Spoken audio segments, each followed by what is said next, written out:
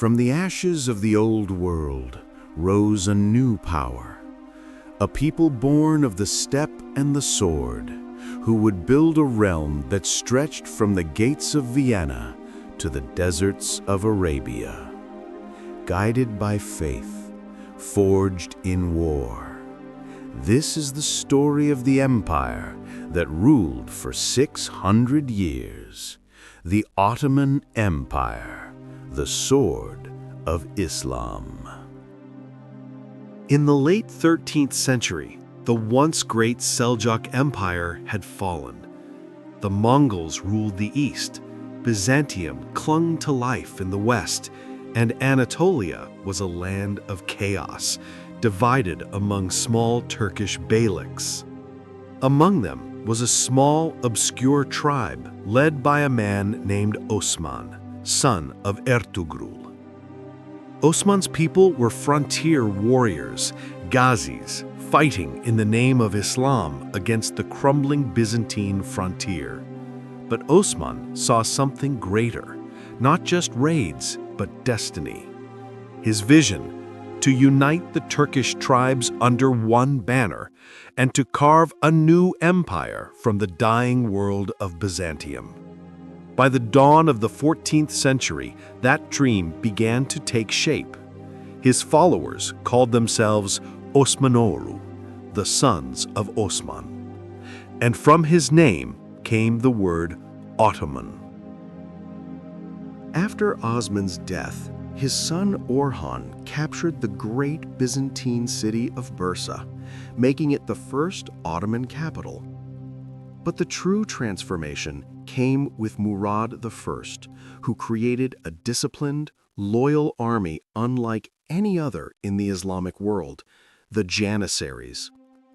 They were taken as children from conquered lands, raised as Muslims, trained as warriors, and sworn to serve the Sultan alone. They became the iron heart of Ottoman power. Under Murad and his successors, the Ottomans expanded deep into the Balkans. In 1389, at the Battle of Kosovo, the Ottoman flag was raised over Serbia. A new age had begun. But the greatest glory was yet to come. In 1453, a 21-year-old sultan named Mehmed II, known to history as Mehmed the Conqueror, turned his eyes toward the impossible. Constantinople, the greatest fortress in the world, the last remnant of the Roman Empire. For over 1,000 years, its walls had defied every invader. But Mehmed was no ordinary king. He gathered a massive army, over 80,000 men, and a new weapon of terror, the great bronze cannon, capable of shattering stone. For 7 weeks, Constantinople endured. Then, on May 29th, the walls fell. The city was taken. The empire reborn.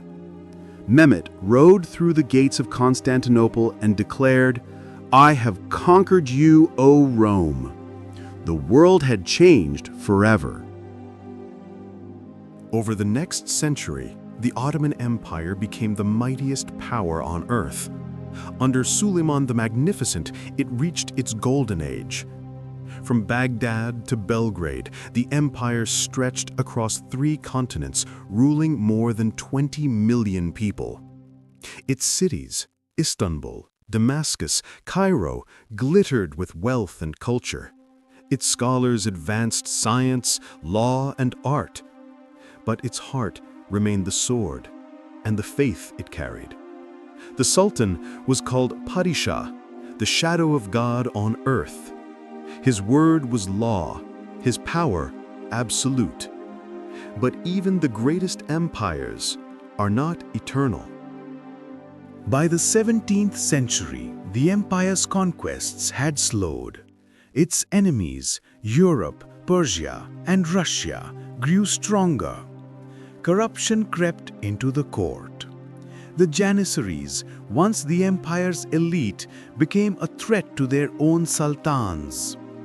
and as Europe industrialized, the Ottomans could not keep pace. The empire became known as the sick man of Europe. Yet, even in decline, it endured for centuries more. Its reach, its culture, and its faith binding millions together under the crescent banner. Then came the Great War and the final blow. In 1918, the Ottoman Empire fell. Its last sultan exiled. But its legacy could not be erased. For 600 years, the Ottomans stood as the bridge between East and West, a civilization of faith, tolerance, and might. They preserved the heritage of Islam and carried it deep into Europe. From architecture to law, from Istanbul's skyline to the call to prayer at dawn, the echoes of their empire still linger. The Ottoman Empire was more than a dynasty. It was an idea, the sword of Islam and the shadow of history.